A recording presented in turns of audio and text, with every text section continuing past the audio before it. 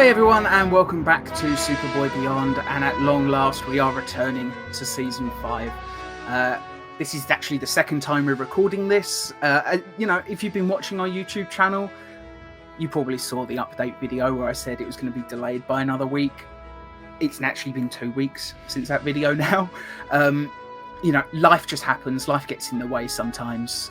Not going to get into it too much now, but it just, it happens sometimes. And yeah, so we're going to get back into Season 5 now. Metallo, The Next Generation, written by our very own Chris Jacobsen. If you would like to give us a brief synopsis for the episode, and then we'll just get straight into it. As I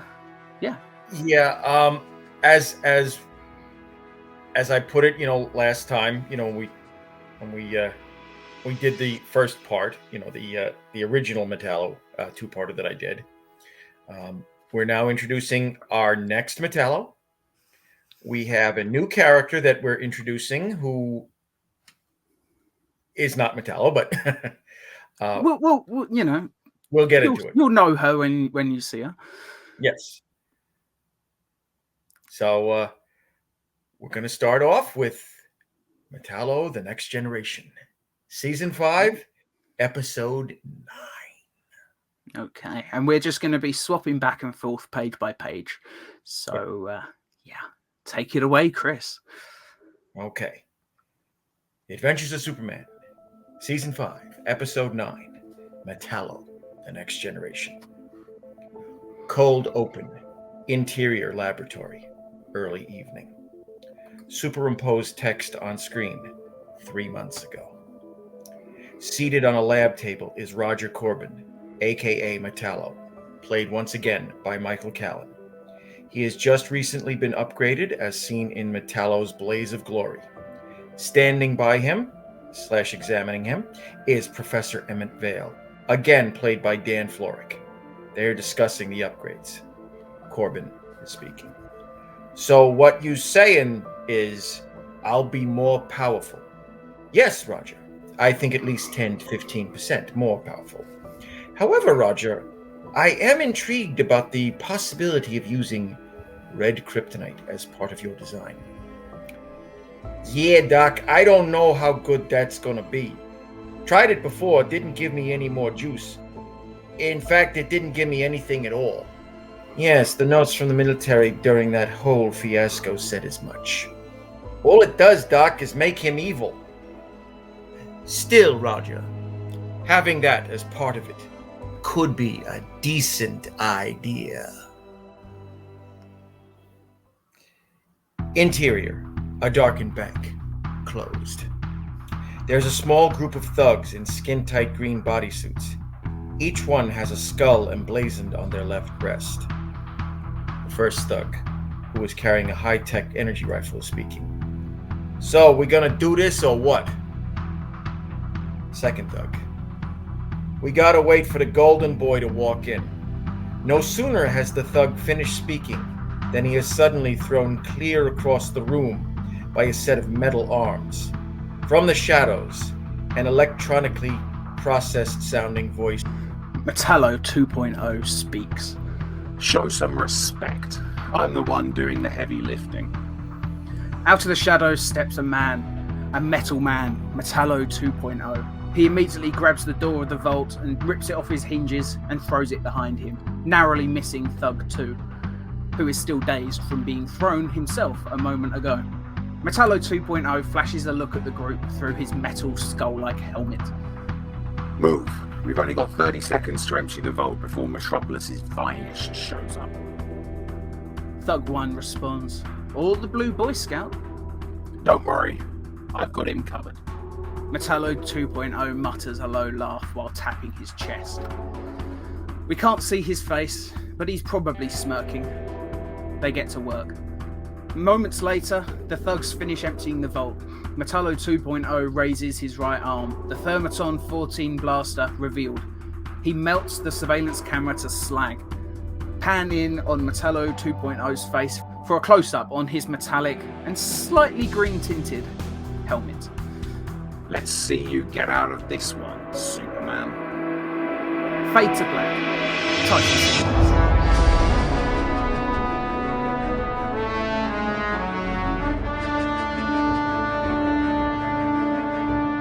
And the title sequence ends. We fade in.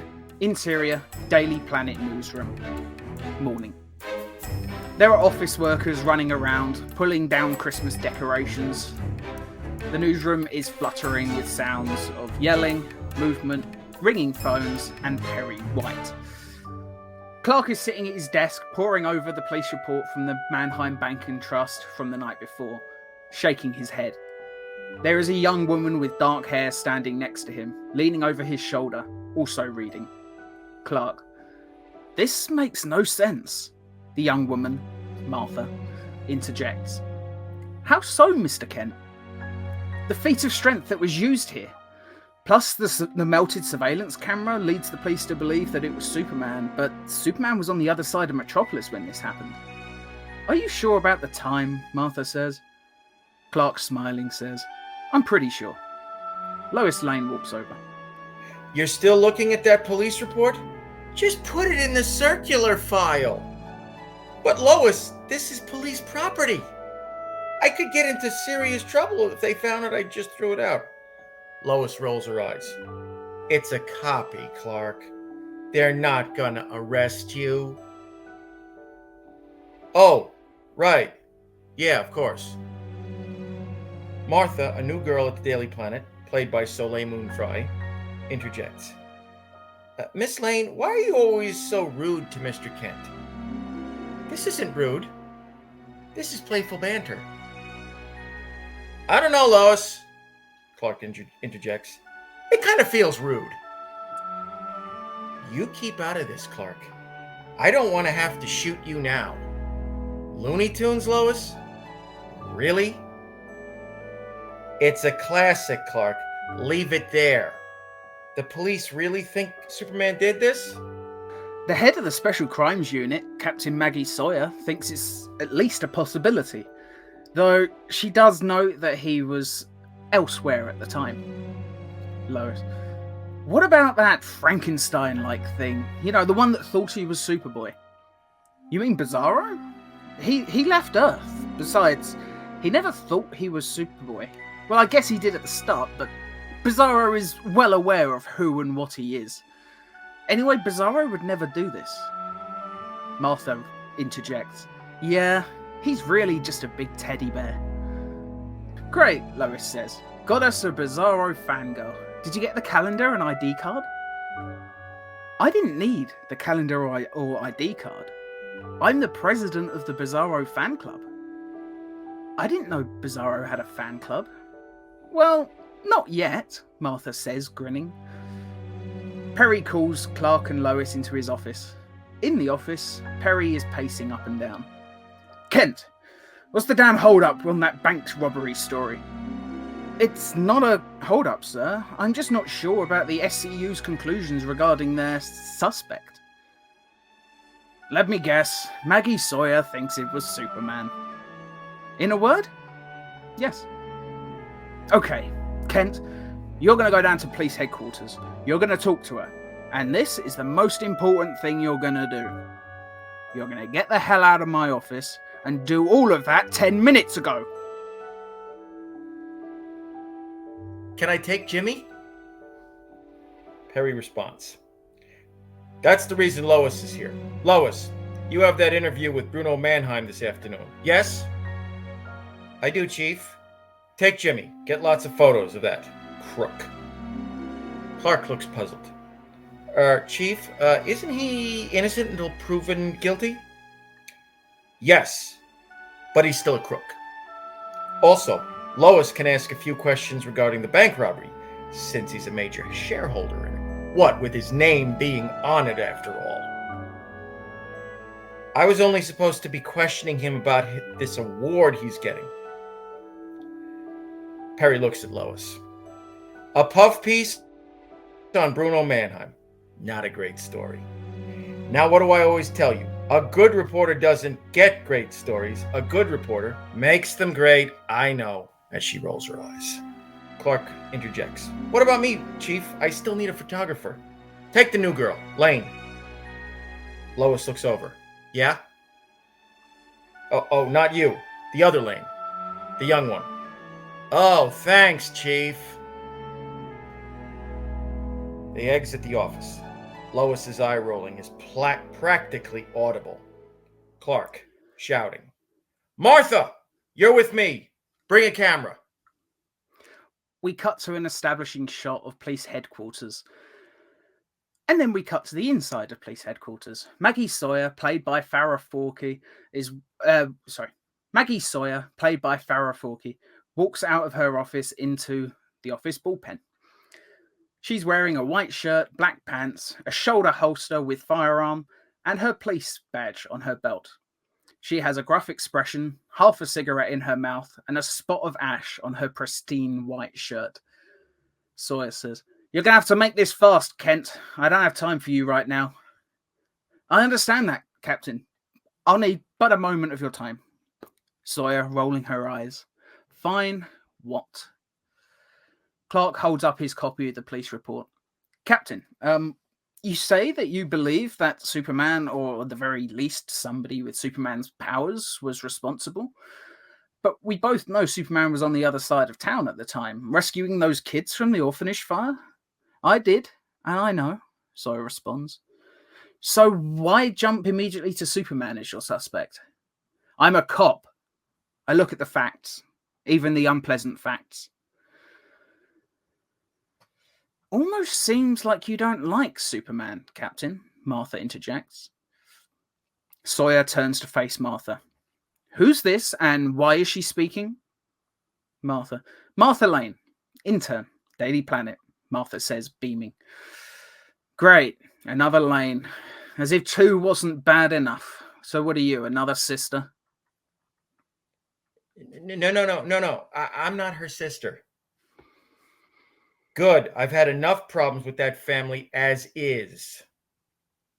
Clark interjects. At any rate, and I will say that this is a valid question, Captain, but do you dislike Superman?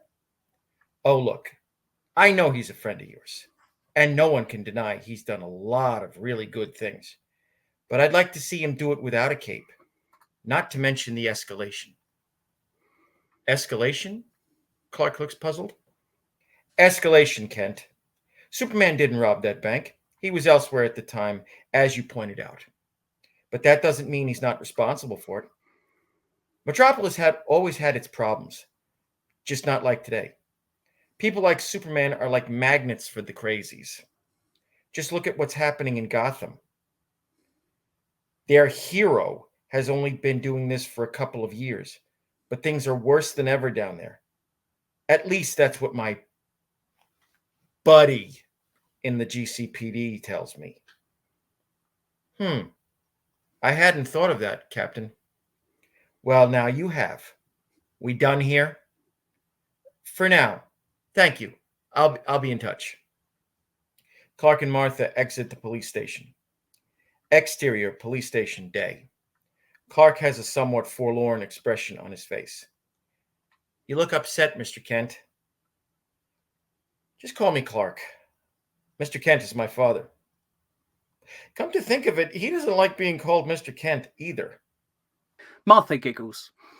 "Okay, Clark," she says. Clark responds, I can't get over what Captain Sawyer said about Superman being responsible." "Clark, Captain Sawyer is thinking like a cop. She looks at the big picture. But when you do that, sometimes you miss the forest for the trees." Clark, smiling.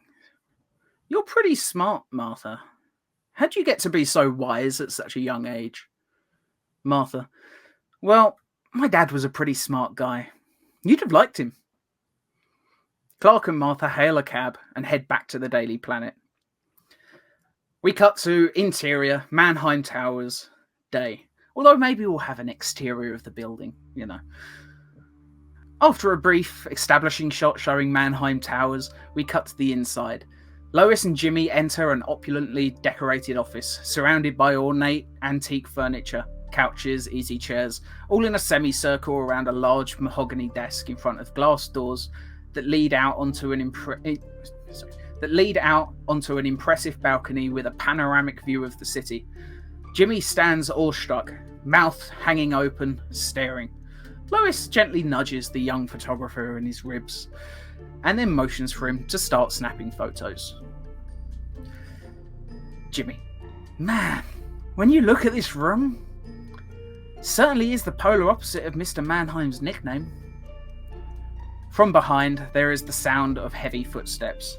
Lois and Jimmy spin around to where the sound of footsteps is coming from, and standing before them is Bruno Ugly Manheim, dressed in an expensive business suit and played by Robert Davi. He has an ear-to-ear grin on his pockmarked face that does not match the intensity in his dark eyes. Manheim says, "You know, I've always hated that nickname. Ugly Manheim. People just can't seem to not judge a book by its cover. Miss Lane, Mr. Olsen, please have a seat on the couch." Lois is speaking. Thank you, Mr. Manheim. Forgive Jimmy. He sometimes is rather uncouth. Manheim chuckles. It's okay, Ms. Lane. I've heard it my whole life. I'm used to it. I just don't like it. So what brings the intrepid Lois Lane into my humble abode? Well, as you know, Lois begins taking her tape recorder and notepad out of her bag, getting ready to start her interview.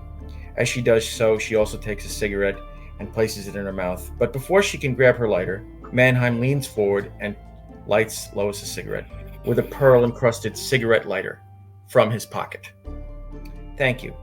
The Daily Planet sent me down to write up a piece on you receiving the Metropolis Humanitarian of the Year Award for your donations to improving the city's hospitals and elder care facilities tomorrow night. Would you speak a little about how that feels? Manheim. It's a little overwhelming, Ms. Lane.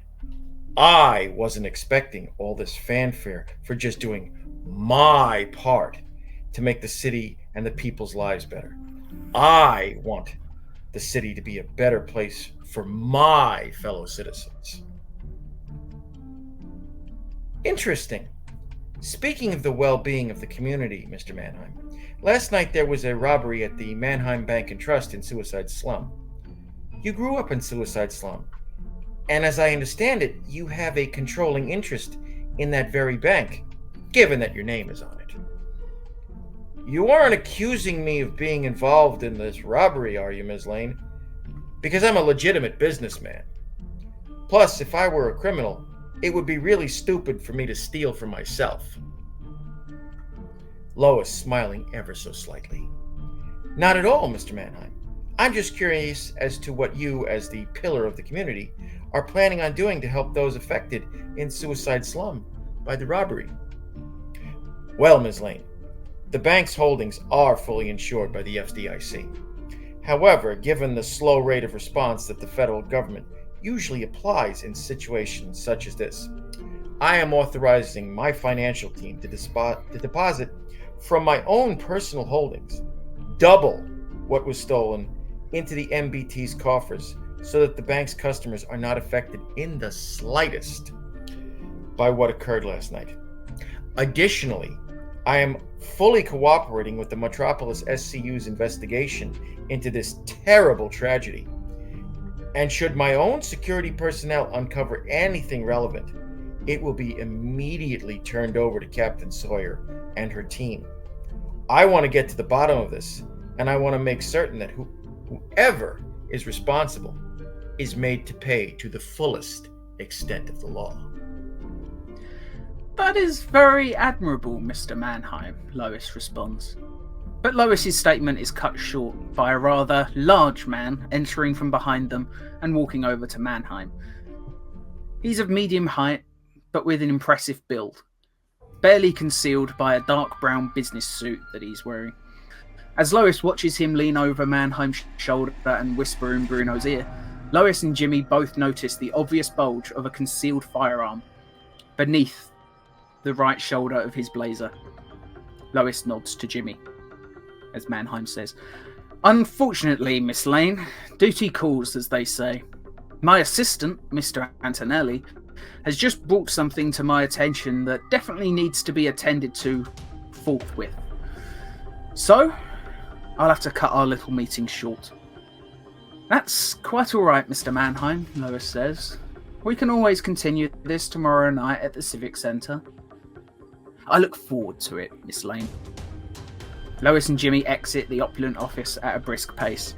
Manheim sits motionless, waiting for the office door to close behind the two reporters. After a brief pause, he turns to Antonelli and speaks just one word.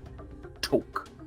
Yeah, the surveillance cameras inside are all slagged, and there's evidence of a small-scale localized EMP that tried all the recordings, but not the bank records. However, I have pictures of our perps from the exterior cameras across the street at the Manheim dry cleaners. Antonelli pulls a selection of pictures out of the manila envelope under his left arm and throws them on the desk in front of Manheim. The crime boss picks them up and studies them for a long moment before throwing them down on the desk and speaks just one word again. Skull. Antonelli nodding. Yeah, I have a feeling this was a message, boss. No, really? Mannheim's tone is a heaping dose of sarcasm. You know what I mean, boss. The Atomic Skull and his goons are getting ready to move in on our territory. But this was personal. No question. Hitting a bank with my name on it? They're looking to start a war. What about the robot guy with the leather vest and helmet? Antonelli responds. He's obviously the one who ripped the vault door off, but I don't know who he is. He's a new player in town. Manheim responds. Find out who he is, and when you do, bring him here so I can rip his heart out. Capiche? Antonelli nods in response and exits the office, leaving Manheim to his thoughts. The crime boss steeples his hands in front of his face, scowling. Interior, Skull's hidden fortress beneath Hobbs Bay. The Atomic Skull is pacing back and forth in front of Metallo 2.0, arms clasped behind his back beneath his cape. His skull-like mask still hides his facial expressions, but his stance and the way he moves exudes frustration and annoyance. When he speaks, his voice is altered by an electronic distorter. Mr. Corbin, you and my shock troops did well robbing the bank. However, you neglected to eliminate the surveillance system across the street in the dry cleaners. Your actions at the bank were meant to sow seeds of mistrust amongst the citizens towards Superman. The SCU and the Daily Planet are stating unequivocally that Superman was not involved. Additionally, Manheim is now aware of who committed the robbery, meaning Skull. This displeases me greatly. Metallo 2.0 removes his green helmet, revealing the face of young Johnny Corbin, played by actor Scott Valentine. His face is slightly mangled, with small wires and hoses, lights flashing. These wires and hoses obviously are connected to his cybernetics. There is dried blood and scar tissue around the spots where the connections are made. There is a constant look of discomfort on Corbin's face. Unlike his uncle's cybernetics, these are causing pain in the young man. Metallo 2.0 speaks. I apologize, boss. I had assumed that the shock troops had followed the plan and used the EMP across the street as well. I take full responsibility for the failure. Mr. Corbin, you are a good soldier. But who was in charge of the EMP in the group? Agent 201, Philip Konowski, your so-called right hand. Mr. Konowski, step forward and explain yourself. Atomic Skull demands.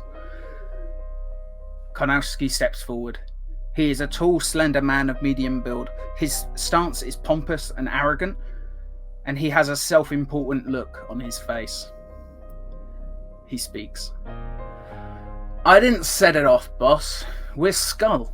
We need those intergang buffoons to know who's in charge. Besides, anyone who can't see that we need to be at the forefront is short-sighted. Really, Mr. Konowski? Are you aware that it was I, your employer, who planned this operation? Doesn't matter, boss. I still think you were wrong. We got to be able to show this city, the SCU, that Butch Captain Sawyer, the Daily Planet, Intergang, even the Boy Scout, who's boss. And you, hiding us the way you are, ain't helping. Ain't helping. Is that so, Mr. Konowski? The atomic skull stares at Konowski, and immediately his head is engulfed in a nimbus of pure energy, which immediately flashes out, striking Konowski's right arm, vaporizing it. Konowski falls to the ground, clutching the remains of his right arm, a blood-curdling scream of agony bellowing from his lips. Atomic skull, amused. So much for you being my right arm. Let that be a reminder to you. The next time you have a thought that the atomic skull is, how did you say it? Oh yes, short-sighted. Atomic Skull turns his attention to another agent and says, Take him to the cybernetics lab. Let our resident mad scientist use him as a guinea pig. Maybe they can give him a more useful right arm. Metallo 2.0 chuckles and puts his helmet back on. Metallo 2.0 speaks. Tough break for him. Indeed, Mr. Corbin. He wasn't wrong. I should get us out of the shadows a bit more. But I cannot and will not tolerate insubordination, dereliction of duty, and incompetence. Remind me to never take you off, boss. That is indeed wise, Mr. Corbin. Skull is going to make our move in a public way tomorrow night at the awards ceremony. I want you to lead the charge. Be prepared for the Boy Scout. Oh, don't worry, boss. I'm ready for Superman. Got the colors of Christmas, green and red. One to weaken him, one to turn him bad. The Atomic Skull speaks. Ah yes, the Red K upgrade. I certainly hope that the dear departed Emmett Vale was incorrect in his theory that the Red K isn't going to be a problem here. How so, boss? Emmett believed that the Red K might be a problem as the effect it has on Superman might not be the same this time. His theory was that it has an unpredictable random effect on Kryptonians. We might not have an evil Superman this time. Well, however it affects him, boss, I'll deal with it. For Skull, for you, for my uncle. Interior Daily Planet newsroom, the next day, late afternoon. Clark is at his desk, fidgeting in a tuxedo, fumbling while trying to tie his bow tie. Lois, wearing a sexy yet conservative evening gown, walks over, a lit cigarette dangling from her lips. She immediately ties his bow tie for him. As she does so, the tendrils of bluish smoke wafting up from her cigarette cause Clark to slightly cough. Lois speaks. How have you gotten through this life this far without knowing how to tie a bow tie, Smallville? Clark responds, I grew up on a farm. I'm lucky I can even tie a regular tie. In a Windsor knot. Cute. And I know you did the cough to make a point. Not saying a word, Lois. And thank you for helping me tie this elegant noose. Lois and Clark both chuckle as Lois puts her cigarette out on an ashtray on her desk. From the left, Martha and Jimmy walk up, chattering between them. There is a hint of a smile on Martha's face as she sees Lois and Clark together. Jimmy says, You two ready for this shindig? We got to be seated in 1 hour, 37 minutes and an odd number of seconds. Jimmy, you're weird, Martha says. Jimmy shrugs, pulls his camera bag over his left shoulder. Around his neck is a perfectly tied bow tie. Clark glances at the tie. Lois help you tie yours, Jim? Heck no, Mr. Kent. I've been tying these since I was 5. Jeepers, who do you think taught Lois? Lois shoots Jimmy a shut up look, and the eager photographer immediately stifles a laugh. Lois and Clark are both grabbing their reporters' notepads from their desks and pocketing micro-tape recorders. Clark says, "Do you think Manheim meant what he said about donating the money and turning anything he finds over to the SCU?" Lois says, "In a word? No, that man is as full of it as the Metropolis sewage plant. And his assistant? That was Vincent Antonelli. He used to be a major player during Matt Danner's tenure as the boss of bosses of what is now referred to as Intergang."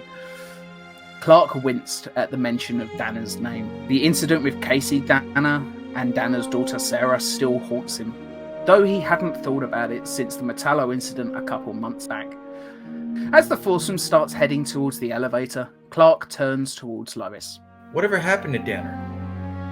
Official story that Manheim's public-facing organizations tell? He moved with his wife Roz to Paris. Unofficially, Manheim threatened him after the Casey affair and gave him an ultimatum. Move to Europe or your daughter ends up with a bullet in her head. Ouch. Danner wouldn't even do that during the Casey affair. Ouch is right, Clark. You can see why I don't trust Manheim. He's not a very nice man. This is why they call him Ugly Manheim. It's not because of the marks on his face. He's a stone-cold killer, Clark. Remember what Metallo told you during your interview with him. Manheim and Danner are the ones who pulled the trigger on Metallo's older brother. As hard as it is on the innocent people whose money was stolen at the bank, the way I see it, Ugly is getting what he deserves. The elevator doors slide shut as the intrepid foursome head towards the award ceremony. Interior Metropolis Civic Center, 2 hours later. The ornately decorated banquet hall is abuzz with activity as waiters and waitresses bustle around with trays of food.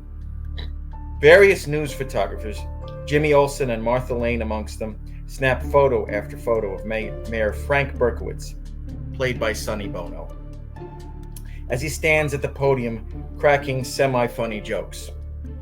Mayor Berkowitz is speaking. "So, without further ado, ladies and gentlemen, please allow me to present our man of the hour, the Metropolis Humanitarian of the Year, Mr. Bruno Manheim." Bruno Manheim steps up to the podium and shakes Mayor Berkowitz's hand, accepting the oversized gold-plated Metropolis Humanitarian of the Year plaque from the short mayor. He smiles as he begins to speak. "Mr. Mayor, esteemed members of the press, friends, I am absolutely touched by this award. I'm just a simple kid from Hobbs Bay, what is colloquially referred to as Suicide Slum. I'm just trying to make things better for my fellow citizens." At that moment, a doorway of energy opens up off to Manheim's left, and through it steps Metallo 2.0 and a small cadre of heavily armed skull troopers. Metallo 2.0 speaks. Fellow citizens like John Corbin Sr., don't make me laugh, you sanctimonious murdering son of a bitch. Manheim responds, "I don't know who you are, mister, and I don't care." That's right, you don't care. Metallo interjects. Ugly. Just like you and Matt Danner didn't give a damn when you put a bullet in my old man's head and ordered his brother, Roger, out of town. You've got buckets of blood on your hands, and I'm here to collect. You can call me Metallo 2.0, and I'm here to collect the debt that you owe the Corbin family. Clark, listening, slowly moves to the back of the room, looking for a place to change. Metallo speaks again, addressing the crowd. People of Metropolis, as I just said, I am Metallo 2.0, but my real name is John Corbin Jr. This man is a murderer and a crime boss. He killed my father on the orders of his father, Boss Moxie. That's right, you're giving the Humanitarian of the Year award to a gangster. Metallo takes a moment for dramatic emphasis. I represent a group called Skull. Yes, we are criminals, and yes, We robbed the Manheim Bank and Trust 2 nights ago, but we don't pretend to be the good guys. Manheim runs Intergang, the biggest criminal conglomerate in Metropolis, in the world. And Skull means to take Intergang down. Manheim responds, "You little snot.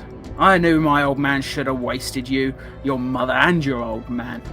Metallo grabs Manheim and lifts him up by his neck, pulling him in close, just like Dolph Lundgren did with his manager at the end of that Rocky movie. In probably the best moment in that movie, in my opinion.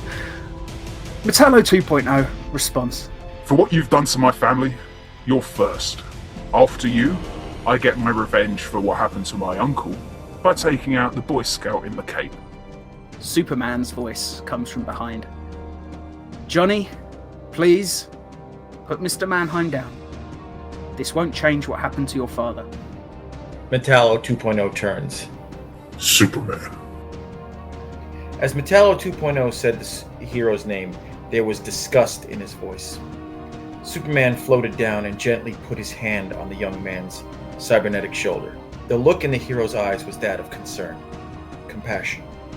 In a quick motion and with lightning-like cybernetic speed, Metallo 2.0 grabbed Superman with his free hand and flung the hero across the room like he was tossing garbage in a wastebasket. Wait your turn, hero.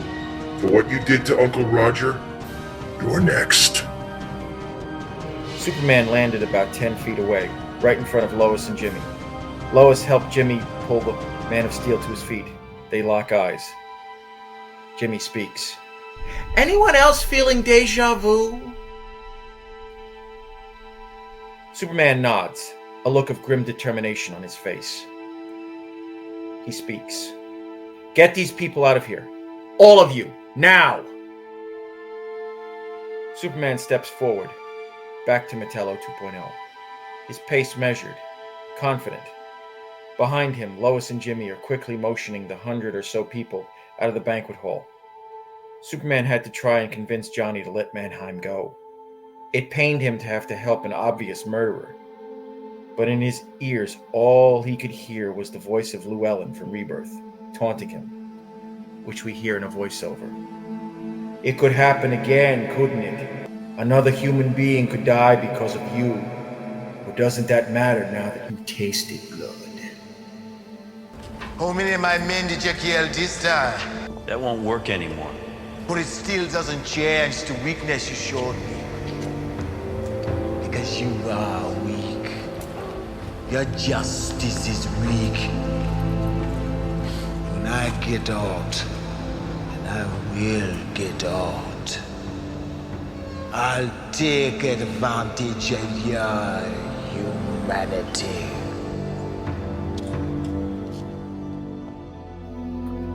Superman could not allow even a villain to die on his watch again. You killed my uncle, hero, and I'm gonna take a pound of flesh for what you did. Superman responds, "I didn't kill your uncle, Johnny. The Atomic Skull did. You want Manheim to pay for his crimes? Fine. He should. Let the courts deal with him. But don't become a murderer by killing me. Help me bring the Atomic Skull in, and he will pay for what he did." Metallo 2.0 angrily grabs his helmet, ripping it off, revealing the horror that he has become. Look at me! I'm a freak now! And as such, I only have one place in this world, as Superman's executioner. As Metallo 2.0 screams those last words, he raises his arms up, and the miniaturized Thermaton 14 blasters begin to glow with green energy as the circular plate in his chest opens up, revealing the chunk of green K. Metallo 2.0 blasts Superman with twin beams of green kryptonite, knocking the hero into a group of overturned tables. Martha Lane rushes forward, trying to help the hero to his feet. Superman looks at her, his eyes pleading with her to leave, as his skin starts to take on a slight greenish tinge. "Miss, you have to go. It's not safe," he says. Superman shakily gets back to his feet, struggling to walk back towards Metallo 2.0, With each step, it feels to the Man of Steel like he's walking through quick-drying cement, but he can't give in.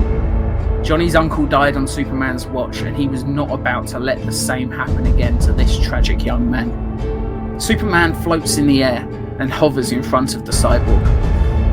Metallo 2.0 smirks as the small sphere of green K in his chest spins like a gyroscope, now revealing a chunk of red K. Metallo 2.0 speaks. Try a taste of the red variety. Metallo's blasters fire crimson beams of energy at the hero, but Superman doesn't shift his personality to evil this time. As soon as these beams touch his chest, he shakes momentarily and then falls hard to the floor, his powers obviously gone. Metallo starts laughing like Buford Tannen in Back to the Future 3. Well, look at what we have here.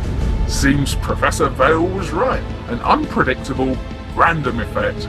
Every exposure. And this time you lost your powers. Oh, poor baby. Metallo 2.0 has now thrown Manheim to the floor, who scrambles from the room, leaving only Metallo 2.0, the now powerless Superman, and Martha Lane in this quiet banquet hall. He steps over to Superman, picks him up by the collar of his super suit, and begins slapping him with his cybernetically enhanced strength. Backwards and forwards, Superman is beginning to lose consciousness. Metallo 2.0 laughs harder, and then everything goes black. Fade to black, followed by a slow fade in as Superman's eyes flutter open. As Superman's eyes slowly open, he takes in the scene around him. Metallo 2.0 lies sprawled on the floor. A metallic serving tray melted across his chest. The Thermaton 14 blasters on his wrists crushed. Martha Lane stands off to the side. And she speaks. "Are you okay, Superman?" Superman nods in response, unsure of what just happened. "What happened, miss? I lost consciousness." I don't know exactly. You must have been running on autopilot or something. You grabbed a serving tray and melted it to his chest while crushing the blasters on his wrists. Then you just collapsed. The Skull Goons opened those crazy energy doorways and disappeared. I don't know how that happened. My powers are gone. But I'll take your word for it. I have a sneaking suspicion that my powers will return in about 24 hours. Professor Peterson had a theory about the randomness of Red K. Guess he was right. At least this time I didn't go full-on Darth Vader. Martha responds, "Yeah." At that moment, the doors of the banquet hall swung open. Lois and Jimmy Olsen rushed back in, followed by a cadre of fully armed members of the Metropolis SCU, led by Captain Maggie Sawyer and Inspector Dan Turpin. Turpin is played by Mike Starr of Dumb and Dumber. Sawyer speaks. "What the hell happened in here, Superman? We've been trying to get in here for an hour, but somehow the doors got welded shut. Captain Sawyer, permit me to introduce you to Metallo 2.0. Your bank robber. I don't know how the doors got welded shut, but somehow he got taken down after I lost my powers." Lost your powers? Care to explain that one? It's a long story, Captain, and I have no problem making a statement. But you'll understand if I make it 24 hours from now, when my powers have returned.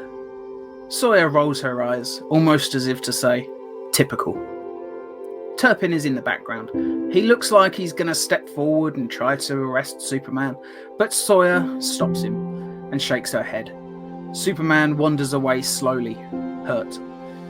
We slowly fade to black, followed by a fade in on the porch of the Kent farm.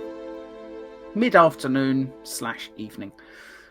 Text on screen indicates that it's 3 days later. Clark is standing on the porch, leaning against one of the posts holding up the porch roof. He is wearing a flannel shirt with the sleeves rolled up. The top 3 buttons of his shirt are unfastened. The shirt of his Superman costume is clearly visible under the flannel shirt. His arms are folded across his chest. Jonathan and Martha, again played by Stuart Whitman and Salome Jens, I hope I'm pronouncing that right, are sitting in their usual chairs against the house. Clark is speaking to his parents. And that's the gist of it. Pa responds, "You think that young lady was telling the truth about what happened while you were unconscious, son?" In a word, Pa, no. Because as I was losing consciousness, I saw what really happened. That young lady has powers. Kryptonian powers. She welded the tray to his chest, she crushed the blasters on his wrists, and all while moving at super speed. The last thing she did was flick him with her index finger, knocking him out cold. As Clark details what occurred during the battle, we see flashes of Martha Lane's battle with Metallo 2.0, and it's impressive as all hell. As Clark finishes his recounting of the tale, Martha Kent chimes in. "I don't like that look on your face, young man." Clark says, "I don't either, Ma. If she is Kryptonian, then how did the green and red K not affect her? And why is she helping me? As the line from Shakespeare goes, something is rotten in the state of Denmark. I liked her, she was nice, but now I don't know if I can trust her." Ma Kent responds, "Trust, like respect, is earned. Keep an eye on her, and if she turns out to be one of the devils as opposed to one of the angels, then you will have to act." Your ma is right, son. And think about this. You've lied to a lot of people about who you are, what you are, hiding your powers for most of your life, until you became Superboy. Clearly, she doesn't want her powers known. And she did save your life. Maybe you should give her the benefit of the doubt. For now. You're right, both of you. And I hope she is on the side of the angels. Because if she is not, I don't want to think about what I'll have to do next. Clark and his parents sat in silence for a long moment, a foreboding melody playing. We then have the end credits, followed by a post-credits scene. We are in the lab of Dr. Winger, multiversal scientist. His interdimensional portal appears to have been rebuilt and received even a few upgrades since Roads Not Taken Part 2. A voice comes from the dark. The unknown voice says, "Hello, Doctor." Winger is startled. He turns and squints through the darkness, trying to see who's there. It's not one man, but two. The one speaking steps out of the shadows, revealing himself to be the alternate universe version of Leo from the end of Future Imperfect. The other man is the nervous red-bearded Lex from the same scene. Winger recognizes Lex, because of course he does, and speaks, "Luther?" Lex goes to respond, but Leo turns and stares him down. He only says the word "shut" before Lex understands and backs away. Dr. Winger looks confused. Leo raises his right hand. He's holding a gun. He fires. Winger falls to the ground, seemingly dead. Leo motions towards the portal, and Lex immediately heads over and begins dismantling it. Leo laughs. End. So there we go, Metallo, the Next Generation. The second take of us recording it, but that doesn't matter. Yep. I really like this episode. I think I like that Manheim during his initial introduction scene. I like that he's actually slightly likable. He's got some, what's the word? He's got some Charisma. Good. Yeah, that's exactly the word. He's got some of That's that going the on. word I used when we talked about this last time. I think it probably was, yeah. I like that. I like that also he's completely different behind closed doors. Like, in public, he uses a lot of words, almost over the top in how like, you know, and how much he says, almost like, you know, like he's trying extra hard to make people like him. Yet to his cronies, sometimes he only needs to use one word to make his point known. And I like the difference between his public persona and his private one. I thought that was something that I enjoyed quite a lot. And, well, you know, that was 100% your writing. Yeah, I drew a lot of the way he portrayed the drug dealer in License to Kill for this, you know, Robert Davi, because the drug dealer he played was so likable, and yet you knew he was a stone cold killer. Yeah, and you know, I'm sure anyone that's a Bond fan probably recognizes that the shots of Bruno Manheim are just shots of him in that movie, you know, License to Kill. Was it License to Kill or was it Living Daylights? Yeah. And, you know, yeah, it's one of those things where I've changed what he's wearing ever so slightly, because there was one scene where he's wearing a white suit and another scene where he's wearing like a light grey suit. So all I did was just shift the colour a little bit to make it so it matches. Right. But the only downside with that is it's a few years prior, and I don't know if the marks on Davi's face were quite as pronounced back in the 80s as they would have been in 1993. But it doesn't matter. You know, I'm sure people understand. I'm fairly limited in where I can take screenshots from, and it's too perfect a place to take them from to not use. Do have a question for you. If you ever find images of him from the show, the Profiler, which was like around the same time as when this show would have been.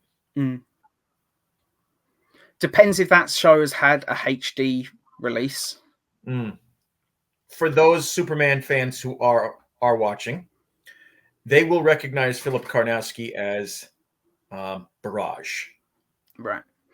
I don't think we actually mentioned in the thing that he was wearing a mask, so I'm just going to put him in another one of the Skull Troopers masks. That should do fine for that. But yeah, we can come up with who's going to play that part later on. But yeah, I really enjoyed this episode, and obviously from the post-credits sequence, it's pretty obvious the next episode is going to be our Roads Not Taken episode. But yeah, look out for that. Hopefully soon, but it depends when I can actually, get round to it. Actually writing the thing, Yeah, obviously from the post-credit scene, I'm putting the clue out there. The next episode is going to be the Roads Not Taken episode for this season, which is called Roads of Steel. But I'm not going to say any more than that. It's a Roads Not Taken episode. And it involves, an alternate version of Leo and Lex. That's about all the tease I want to really give for that story at the moment. But yeah. And I will say this, for the people that might be angry that we've killed off Winger, I did purposely use the word seemingly when I said that you referred to him falling to the ground, that he's seemingly dead. He's not actually dead. So. Yeah, he's one of the characters that we absolutely love, so there's no way we're killing him off permanently. Yeah. Although we do have an infinite number of wingers waiting. We can always, if we ever need a winger, we can always just pull one from another universe. But I'd like to keep, Earth 89 version of Winger around. I always like to think, John Newton is Earth 88, Gerard Christopher is Earth 89. Although that makes it difficult also because Earth 89 is also the Michael Keaton Batman universe. So it never really works, even in my own head canon. But oh well. I think in the Crisis on Infinite Earths hardcover, the big oversized version that they did some years back, there was a second book in the slipcase version of it that goes through a listing of the Earths. Right. And they listed the Earth of the Superboy TV series, and they're considering that it is one Earth. It actually got a mention in this book? Yeah.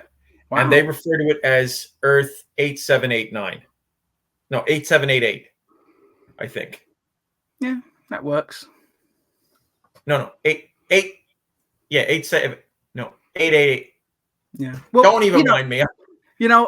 For the context of our show, maybe we'll just, instead of being double-digit numbers, we'll just do it the full thing. Earth 89 is the Keaton verse, but maybe Earth 1989 is Gerard Christopher's. So maybe it's because it's a TV show that so few people have seen, the number relegation gets pushed back so far that there's actually a 4-digit number. Although technically they have DC recently revealed that Earth 789 is the Reeves/Keaton universe. Right. Our TV universe, we're going to use a completely different numbering system just purely because I'm never going to be able to keep all this straight in my head. I'm never going to be able to get the numbers right. So we'll just make it up as we go along. Straight as I can. Yeah. So we're just not going to worry about it, really. The next episode should be fun, though. It's Roads of Steel. And we are going to see a couple of different Earths in this episode, not including, obviously, the Prime timeline. Yep. But yeah, it should be fun. I hope it will be fun. Yeah. Is there anything else on this episode that you wanted to bring up other than Martha Lane? Maybe we could talk a little bit about her. Well, do you want to say as little as possible? I kind of want to leave it as little as possible. I mean, I think that I think from context clues, considering there's a basis from the comic books, I think people from context clues kind of know who she is. Yeah. Or at least they'll have a rough idea at this point. If those of you watching want to make guesses in the comments, please do. If you get it 100% right, we won't mention it. But if you are 100% wrong, we are going to say, no, didn't get it right. Yeah. But I think everybody is going to figure out who she is. Yeah, and I don't think it's necessarily the end of the world if they do. This is the kind of thing that after this episode would probably have been in promotional material for the following week's episodes anyway. So, it's to pull a recent comparison. It's like in Doctor Who when they there was all this talk about who Neil Patrick Harris was going to play in the most recent special that aired. And for a long time, they weren't announcing it, but people worked it out before it even started. And so at a certain point, they just said, you know what? Everybody worked it out anyway. So they just said, no, it's the toy maker. They put it in the promotional materials. They put it in the trailer. They put it in posters and stuff. Partly because that's what they had to do at that point. But I don't see why we can't do the same if people work it out. But yeah, it's a fun character. I thought she was a lot of fun. And I've always liked Soleil Moon Frye. I think she was one of the better things about the last few seasons of Sabrina the Teenage Witch. She was in, I think, the last 3 years of that show as a regular. Yep. And she was probably my favorite character in it, other than... I know there's, only the people watching this now that actually watch Sabrina are going to know who I'm talking about. But there was this other character called Miles who was also introduced during those seasons. And he just kind of disappeared between seasons and was never mentioned again. He was my favorite. So other than him, it's her. And I do remember her from that one episode of Friends where she keeps punching Joey. Which I've never seen. Which you've never seen. But it is what I've actually pulled the screenshots of her from. So all the screenshots you're seeing of her in this are basically just taken from Friends. Granted, it's a couple years later, but yeah, I've had to AI upscale the photos to make the screenshots anyway, or the quality is just too low. So, it typically will... how to put it? It will smooth out people's faces and make them look slightly younger, almost like they've been airbrushed. It's one of the things that I don't like about AI, but it's kind of unavoidable at the moment. so she does end up looking a little bit younger than she did in Friends anyway. And it's funny how the AI has almost made her look sort of halfway between her in, what was that show she did? Punky Brewster? Yes. Like, yeah, because it makes her look slightly younger. It's funny how she does actually look slightly more like her Punky Brewster self, but not quite enough to make it weird. But yeah, I'm really getting off topic now. Nobody cares. Nobody cares about how I make the screenshots, you know. I do. Well, you know. One thing I did want to say, and for those of you who are big Steve Martin fans, I think you guys will have picked up on the Steve Martin reference in Vincent Antonelli, Bruno Manheim's assistant. I'm not a big Steve Martin guy, so. Vincent Antonelli was the name of the gangster character that Steve Martin played in My Blue Heaven.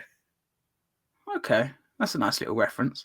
Another reference that I wanted to mention, just because I didn't get the reference, and that's the Looney Tunes moment with "I don't want to have to shoot you now" line. I'm not a big Looney Tunes guy. I did not get that reference at all. But the fact that Clark immediately does, I actually quite like, because it shows that they are kind of perfect for each other. Because I don't know if necessarily everybody in the Daily Planet would have got what Lois was talking about, but Clark got it immediately.